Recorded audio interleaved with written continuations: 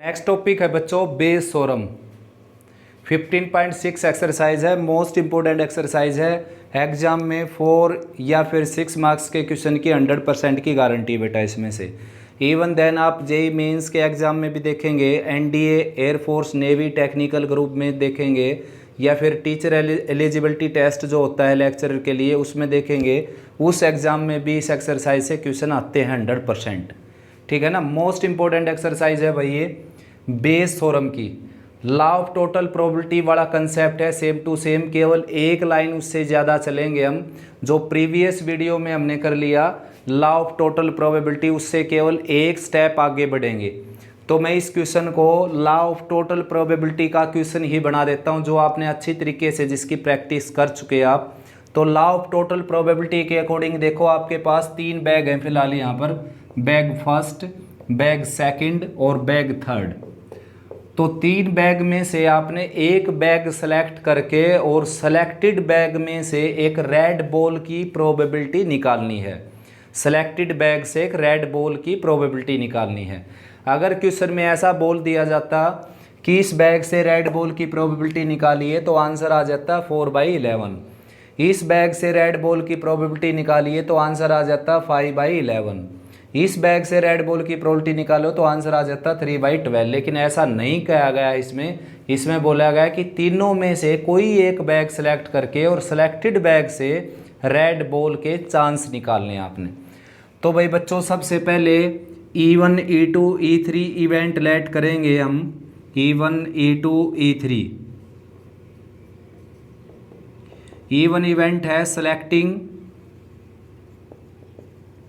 Bag first, ये है selecting bag second, और ये है सेलेक्टिंग बैग थर्ड। ये इवेंट है बच्चों इस बैग को सेलेक्ट करने का, इवेंट इस बैग को सेलेक्ट करने का, इस बैग को सेलेक्ट करने का। A is the event, let किया गया है इनको, लेट, ये भी लेट किया गया है। A event of red ball, event of red ball, drawing red ball, event of drawing red ball. ठीक है ना, ऐसा लिख सकते हो आप। तो देखो बच्चों, अब रेड बॉल इससे भी आ सकती है, इससे भी आ सकती है, इससे भी आ सकती है। इससे रेड आएगी तो उसको हम लिखेंगे A/E1, red ball from first bag,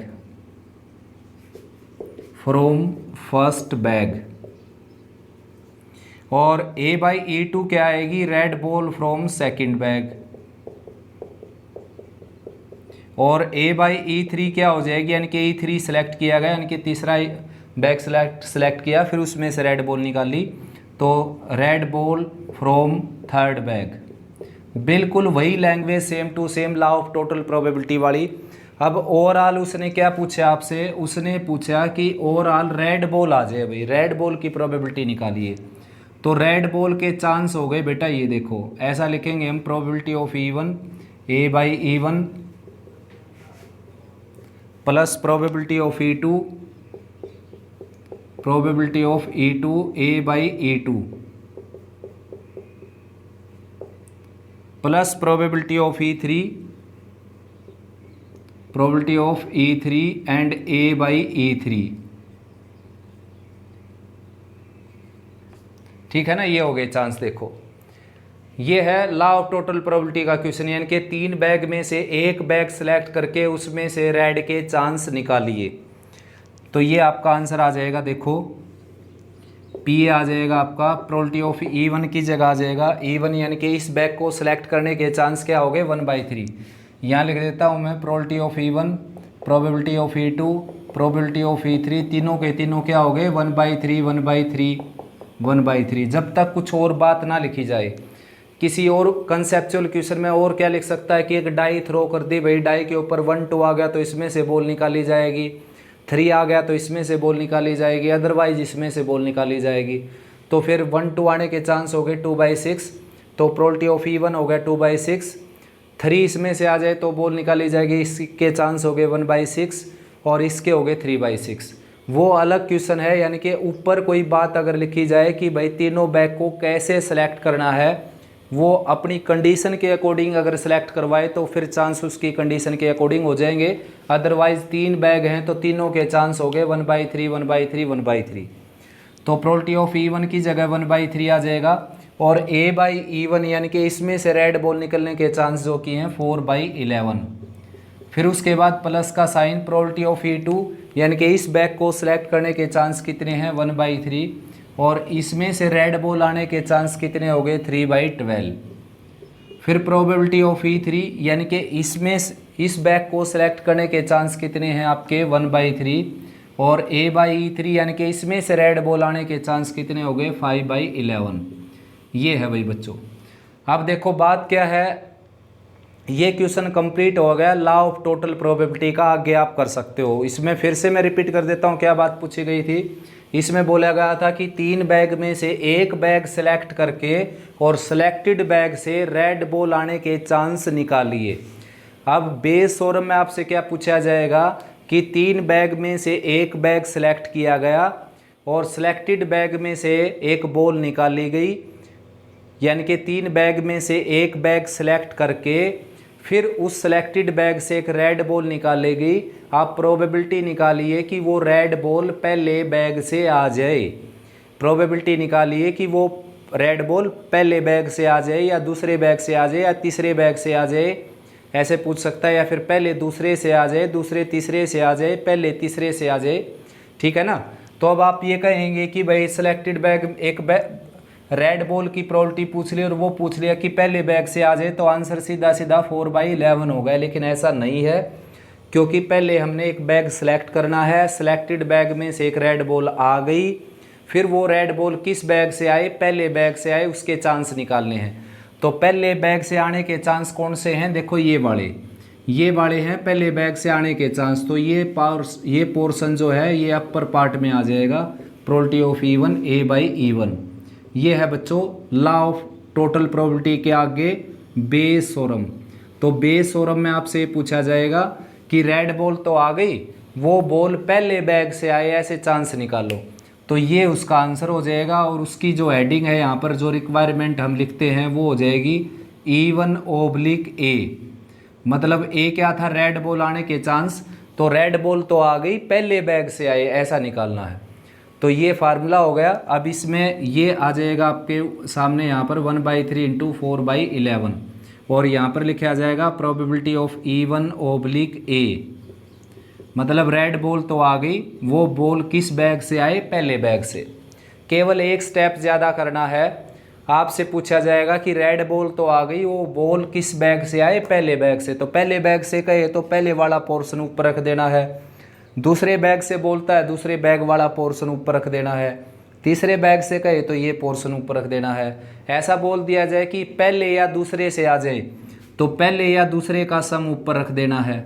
इस तरीके से पहले या दूसरे से आ जाए तो उसको फिर लिखा जाएगा E1/A प्लस E2/A, ऐसे लिखा जाएगा उसकी हेडिंग को। पहले तीसरे से कहे तो तीसरे वाला पोर्शन ऊपर रख देना। देखो तीसरे वाला ये पोर्शन ऊपर रख दिया, पहले तीसरे से आ जाएगी, पहले या तीसरे से। या फिर ऐसा कर सकते हो, कॉम्प्लीमेंट का यूज़ कर सकते हो। जैसे इसने पूछ लिया कि पहले या तीसरे से आ जाए, तो दूसरे से निकाल कर, यानी कि ये ऊपर रख के दूसरे से आ जाएगी, दूसरे से रेड बॉल आने के चांस आ जाएंगे, तो उसको 1 में से माइनस कर देंगे तो अपने आप पहले या तीसरे से आ जाएगी। वो आपकी मर्जी, कैसा भी कर सकते हो आप।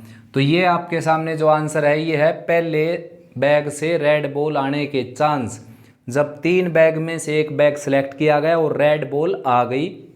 ठीक है ना। 3 बैग में से एक बैग सेलेक्ट करके उसमें से रेड बॉल आ चुकी, आपने प्रोबेबिलिटी निकालनी कि वो बॉल पहले बैग से आ जाए। जबकि टोटल प्रोबेबिलिटी में क्या पूछा जाता है कि 3 बैग में से एक बैग सेलेक्ट करके एक रेड बॉल के चांस निकालिए। कि 3 बैग में से एक बैग सेलेक्ट किया हमने और उसमें से एक रेड बॉल आ गई, उसके चांस निकालिए। तो फिर आंसर ये हो जाएगा आपका, ये नीचे वाला, केवल ये वाला, ये अपर पार्ट में लिखा जाएगा, सारा का सारा ये आंसर हो जाएगा। और ये कह दिया जाए कि वो रेड बॉल तो आ गई लेकिन पहले बैग से आए, तो पहले बैग वाला पोर्शन ऊपर आ जाएगा, दूसरे से कहीं ये ऊपर आ जाएगा। अब आपने खास तौर पर इसका भी ध्यान रखना है एग्जाम में, क्योंकि एग्जामिनर कई बार क्या है कि पजल कर देता है बच्चों को। रूटीन से आते हैं 15.6 से क्वेश्चन, बेस थ्योरम से क्वेश्चन रूटीन से आते हैं, और वहाँ पर बच्चा सीधा सीधा ये समझता है कि total law of total probability करके नीचे और जिस बैग से पूछता है वो पोर्शन ऊपर रखे आंसर निकाल लेंगे हम। लेकिन कई बार क्या कर देता है, लॉ ऑफ टोटल प्रोबेबिलिटी का ही क्वेश्चन दे देता है वो चकमा देने के लिए कि बच्चा रूटीन से क्या करेगा, बेस थ्योरम का क्वेश्चन समझेगा इसको और इस तरीके से कर देगा। तो ये आपने स्टेटमेंट को बिल्कुल अच्छे से क्लियरफाई कर लेना है वहाँ पर एग्जाम में कि बेस थ्योरम का क्वेश्चन है या लॉ ऑफ टोटल प्रोबेबिलिटी का क्वेश्चन है। लॉ ऑफ टोटल प्रोबेबिलिटी में बिल्कुल फ्लैट स्टेटमेंट मिलेगी कि 3 बैग में से एक बैग सेलेक्ट करके एक रेड बॉल की प्रोबेबिलिटी निकालिए, जबकि बेस थ्योरम में एक कंडीशन सी मिलती है। जैसे कंडीशनल प्रोबेबिलिटी हमने पढ़ी थी 15.1 में, उसमें हमने पढ़ा था कि भाई रेड बॉल आ जाए जब ब्लैक बॉल पहले से दे रखी हो, इस तरह की कोई कंडीशन होती थी। तो इसमें भी वही कंडीशन है सेम टू सेम कि रेड बॉल तो आ गई, वो पहले बैग से आए, ऐसे चांस निकालिए। तो स्टेटमेंट को ध्यान से पढ़ना आपने। स्टेटमेंट है बच्चों 6 क्वेश्चन की, पहले 5 क्वेश्चन बिल्कुल सेम टू सेम है और जो 5th क्वेश्चन है वो 15.1 में हम कर चुके, 15.1 में देख लेना आप। और बाकी 4 क्वेश्चन सेम टू सेम है, जैसा मैंने आपको एग्जाम्पल दिया था वैसे ही। तो 6 क्वेश्चन करते हैं। देखो 6 क्वेश्चन की स्टेटमेंट है, given 3 identical boxes, first second third each containing 2 coins, in box 1 both coins are gold coin, second 2 silver coin, third 1 gold and 1 silver coin. A person choose a bag box at random and takes out a coin. If the coins is of gold, what is the probability that other coins in the box is also of gold? यानी कि ये कहा गया है कि 3 bag में से एक बैग सेलेक्ट करके, सबसे पहले तो मैं बता दूं कि तीनों का सिलेक्शन हो गया 1/3 1/3 1/3। E1 इवेंट मान लिया मैंने कि पहले बैग को सिलेक्ट किया गया, E2 इवेंट दूसरे बॉक्स को सिलेक्ट किया गया, E3 इवेंट तीसरे बॉक्स को सिलेक्ट किया गया। और A इवेंट मान लेता हूँ गोल्ड कोइन के लिए कि drawing coin is of gold coin. तो वो गोल्ड कोइन पहले बैग से भी आ सकता है, देखो पहले बैग से भी आ सकता है वो, और दूसरे बैग से भी आ सकता है, तीसरे बैग से भी आ सकता है। तो ये पहले बैग से आने के का जो इवेंट है उसको डिनोट कर दिया मैंने A/E1, यानी कि गोल्ड कोइन आया पहले बैग से। तो पहले बैग से गोल्ड कोइन आने के चांस हो गए बच्चों 2/2 यानी कि 1। दूसरे बैग से गोल्ड कोइन आने के चांस हो गए 0, क्योंकि इसमें गोल्ड कोइन है ही नहीं। तीसरे बॉक्स से गोल्ड कोइन आने के चांस हो गए 1/2, क्योंकि एक गोल्ड और एक सिल्वर है इसमें। अब उसने कहा कि एक गोल्ड कोइन तो आ गया। अब पहले तो मैं इसको एक्सरसाइज 15.5 का क्वेश्चन बना देता हूँ। 15.5 में पूछा जाता है कि आप 3 बैग में से एक बैग सेलेक्ट करो और उसमें से गोल्ड कोइन आने की प्रोबेबिलिटी निकालो। तो गोल्ड कोइन आने की प्रोबेबिलिटी ये होगी, देखो मैं लिख देता हूँ, probability of E1 A/E1 plus probability of E2 A/E2 और plus probability of E3 A/E3 E3 और A/E3। ठीक है ना। एक गोल्ड कोइन आने के चांस, तीनों बैग में से एक बैग सेलेक्ट करके सिलेक्टेड बैग से गोल्ड कोइन आने के चांस। अब ये है 15.5 का क्वेश्चन। 15.6 में क्या कहेगा कि ये गोल्ड कोइन तो आ गया, वो कोइन जो है फर्स्ट बॉक्स से आए, ऐसी चांस निकालो फर्स्ट बॉक्स से। तो फर्स्ट बॉक्स से कहे तो अब ये लोअर पार्ट में आ जाएगा सारा का सारा, और अपर पार्ट में आएगा जिस बैग से पूछा गया। तो फर्स्ट बॉक्स से पूछ लिया तो ये आ जाएगा फर्स्ट बॉक्स वाला ये पोर्शन, और यहाँ पर लिखा जाएगा A1/A, यहाँ पर ये लिखा जाएगा। यानी कि गोल्ड कोइन आ गया लेकिन फर्स्ट बैग से आए, ऐसे चांस निकालने। तो ये आंसर हो गया। तो इस क्वेश्चन में ऐसा तो बताया गया है नहीं कि फर्स्ट बैग से आए, सेकंड बैग से आए, थर्ड बैग से आए डायरेक्टली, लेकिन इनडायरेक्टली बोल दिया कि उस बैग से आए जिसमें मतलब गोल्ड कोइन आने के बाद दूसरा कोइन भी गोल्ड ही बचे। तो इसमें से गोल्ड कोइन तो निकलेगा नहीं, तो दूसरा कैसे बचेगा, इसमें तो गोल्ड कोइन है नहीं। इसमें से गोल्ड कोइन निकल गया तो दूसरा गोल्ड कैसे बचेगा। तो इसमें से एक गोल्ड कोइन निकल गया तो दूसरा भी गोल्ड ही बचेगा। यानी कि इनडायरेक्टली उसने ये कहा है कि गोल्ड कोइन तो आ गया, पहले बैग से आए उसके चांस निकालिए। तो अब आंसर तो आप निकाल ही लेंगे। देखो E1 की प्रोबेबिलिटी ऑफ E1 की जगह 1/3 आ जाएगा, A/E1 की जगह आ जाएगा 1, और डिवाइडेड बाई E1 की जगह probability of E1 1/3, probability of A/E1 1, probability of E2 आ जाएगा 1/3 और प्रोबेबिलिटी ऑफ A/E2 आ जाएगा 0 प्लस प्रोबेबिलिटी ऑफ A/E3 आ जाएगा 1/3 और प्रोबेबिलिटी ऑफ A/E3 आ जाएगा 1/2। ठीक है ना, टोटल कर लेना, आंसर आ जाएगा।